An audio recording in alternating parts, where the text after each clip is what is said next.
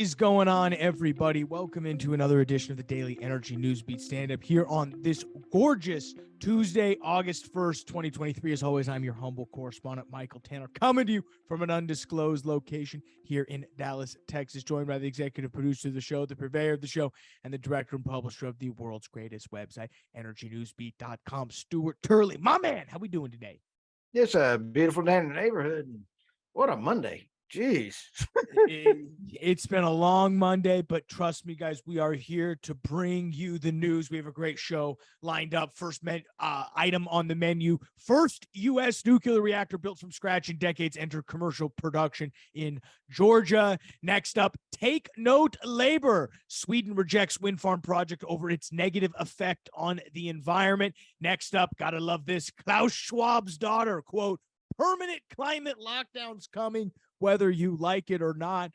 Ooh, spooky. So Stu will dive into what that means. Next up, why the world just can't kick coal. And finally, billionaire Harold Hamm sees a great oil fortune still untapped in U.S. shale. That'll round out our story. Stu will pop it over to me. I'll cover what's going on in the oil markets and quickly touch on Comstock earnings. And then we'll let you get out of here on this busy Monday because we all are pooped, but nonetheless, we will get this going, guys. But before we dive into all of that, again, all these stories are courtesy the world's greatest website, www.energynewsbeat.com, the best place for all of your energy news. Stu does a great job of curating that website to make sure it stays up to speed with all of your energy news. Dashboard.energynewsbeat.com, the best place for all your data, energy news combo, hard at work at V2. So, I'm slaving away for you, the listener. Check us out. Give us a shout. Questions at energynewsbeat.com or the description below. All right, Stu, where do you want to begin? Hey, let's start with my favorite topic here. The first U.S. nuclear reactor built from scratch in decades enters commercial operation in Georgia. Michael, this is actually pretty cool. It's Georgia Power Company announced Monday that Unit 3 at Plant Vogtle, southeast of Augusta, has completed testing and is now commercial operation 7 years late and $17 billion over budget. You know what this has in relationship to California? What? It's still about $400 billion less than their train, and it's running. You're right. I forgot about that. So now, as a full 1,100 megawatts of electricity, Unit 3 can power 500,000 homes and businesses. That's sweet. I like some carbon net zero nukes, man. This hasn't been done in our country from start to finish in 30 years. Yeah, you want to know a little fun facts? Do that Chris Womack guy? I've produced multiple podcasts that he's been on because he's a longtime ABE member. Oh, no way. That's right. Yes. Yeah, I wondered where that was. Yes. I love Chris. Yeah. So anyway, that's actually very good. So we're all pretty excited about this. But 30 years, that was yesterday's rant while you were out saving the whales. Yep. I was ranting about policies. We got to get these policies fixed. Here's one. Okay, we're going to go to the next one here. Take note. Labor, Sweden rejects wind farm over its negative effect on the environment. Sweden, Michael, this is really, really big because this is systemic of what's going on. It's a big word for you. We'll let you sound it out. That's the Oklahoma State coming out in me right now, man. I'm sorry. Okay. It's a film, and so there's almost nothing in the article, but we've got the link to the film there. Negative effects on the environment that's offshore windmills is against the national interest. Michael, this is the first time. I almost want to hold my hands out for our podcast listeners like Trump. It is the first time that Sweden has actually took a stand and went, no renewables for you.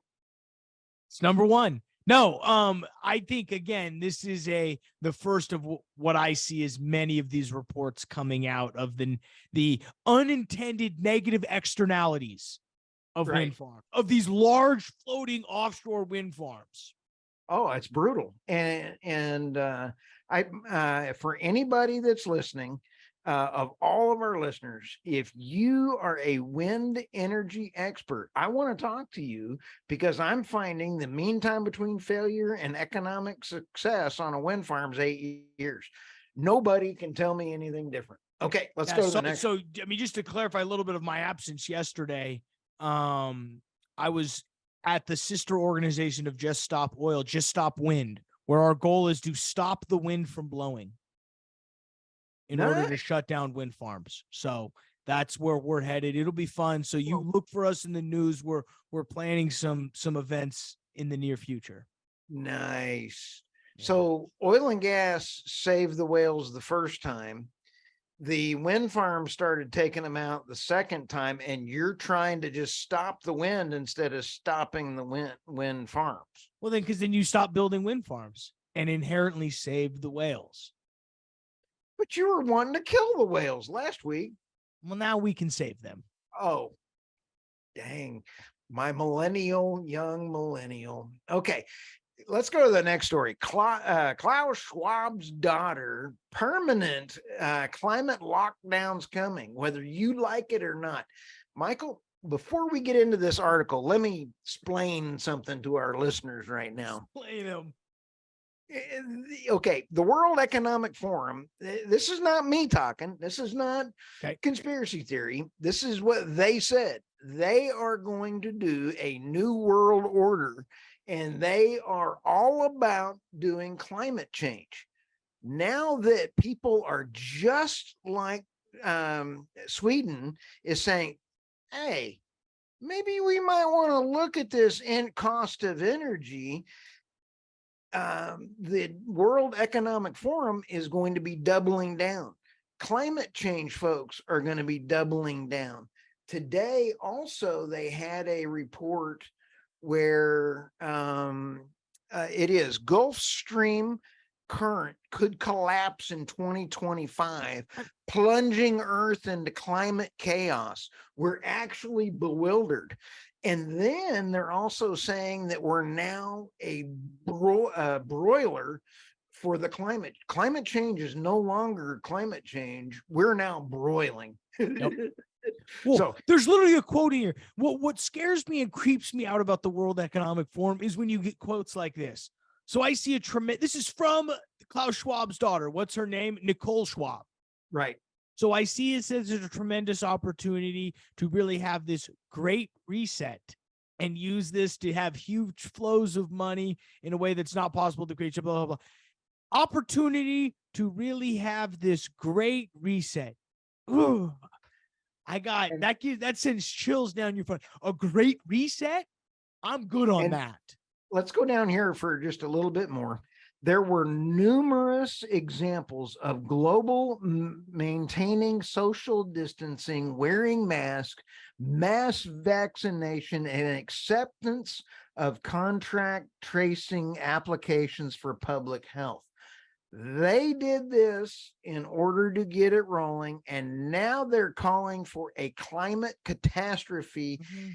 As people are waking up and going, I can't afford the renewable stuff, they're going to double down and go even worse. You're going to see it polarizing even worse. If you're into work from home, you should applaud climate lockdowns. Ooh. No. People are tired of wearing their bunny slippers. And I'm going to ask you this right now. How many days was the longest days in a row that you went without a shower during COVID?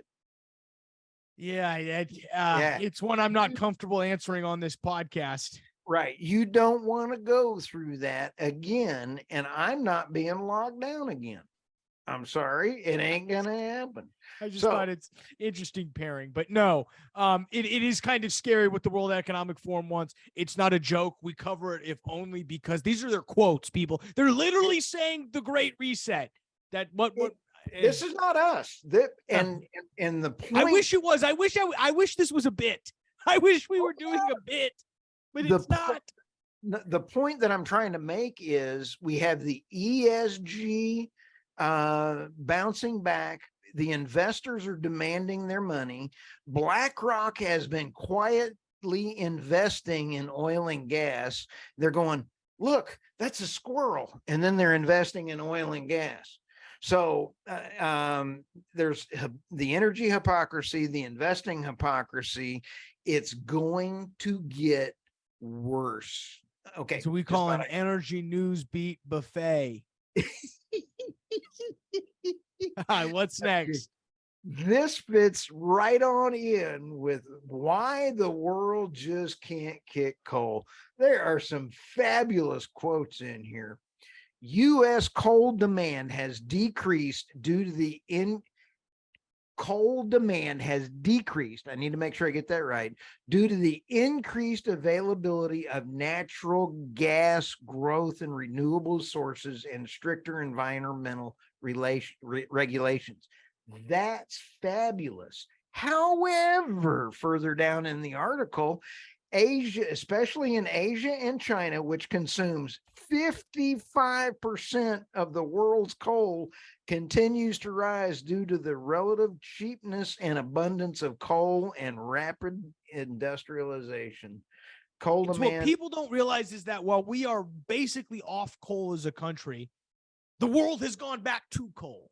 Right. And so all the gains we have made have been overridden by what's going on in China and India, and they're doing what they think is best for their country. So can you fault them?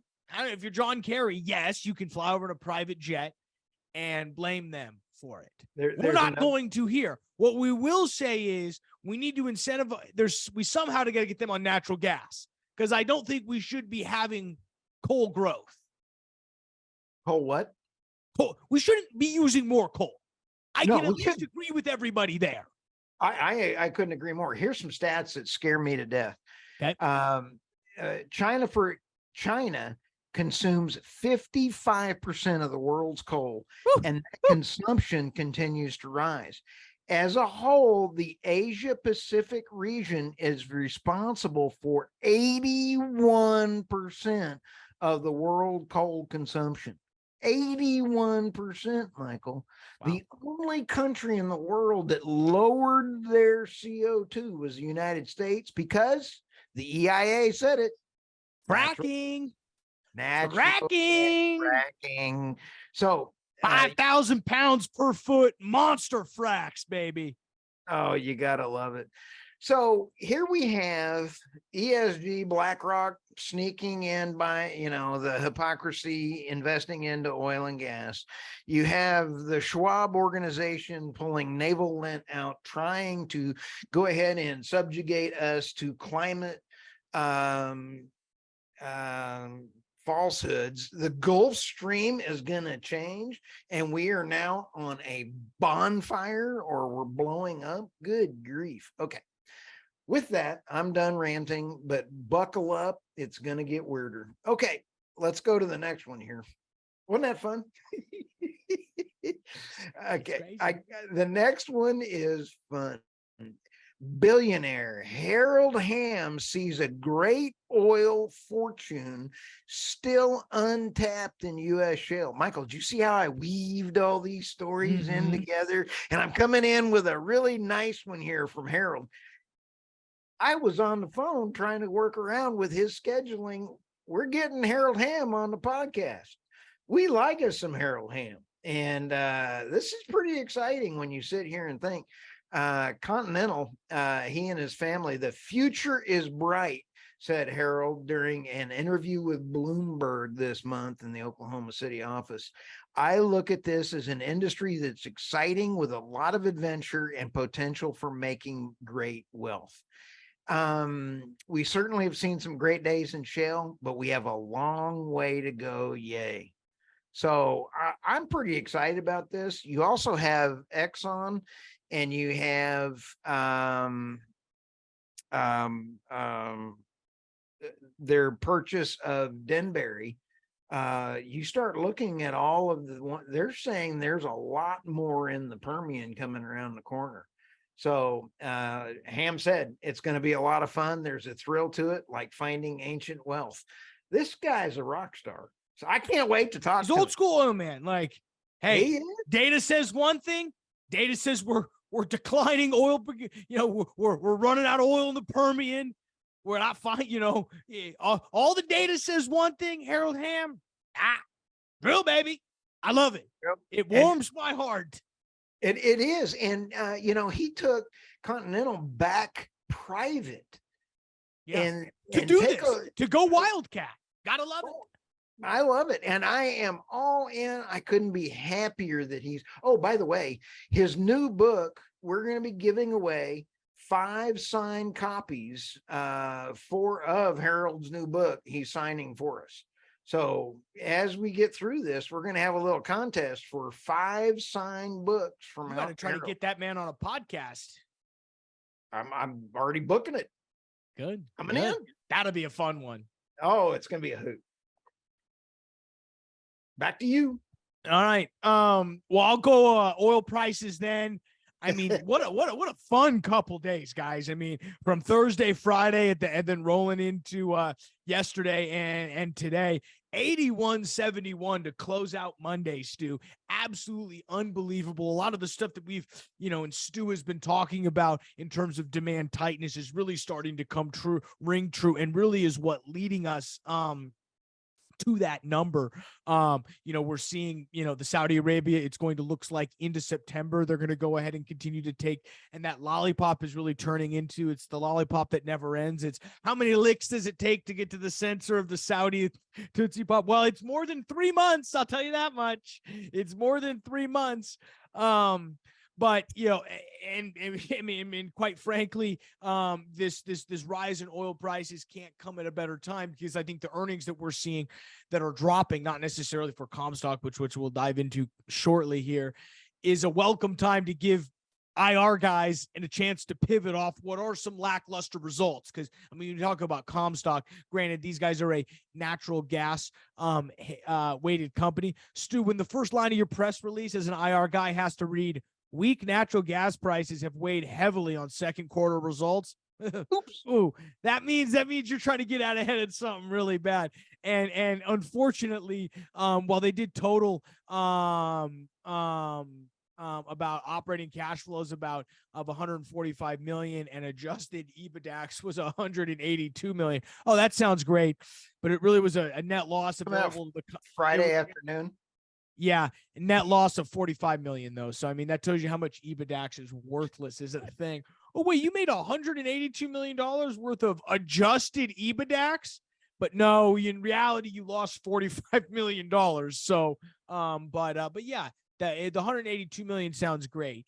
So who do we got down here? Who's our IR guy of the week? Ron Mills, VP Finance and Investor Relations. Sweet. EBITDAX is outside GAAP rules, isn't it?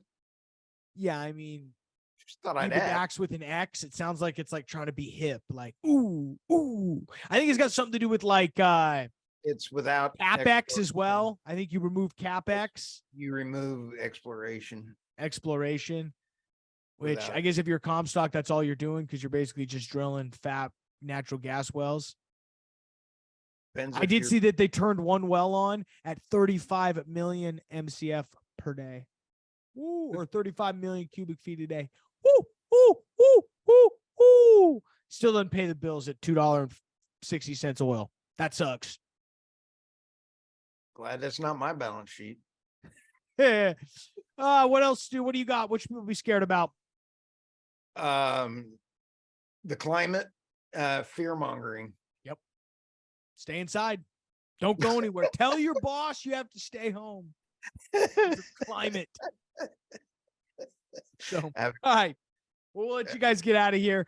We appreciate you sticking to us on this Tuesday. We'll see you tomorrow. For Stuart Turley, I'm Michael Tanner. We'll see you then.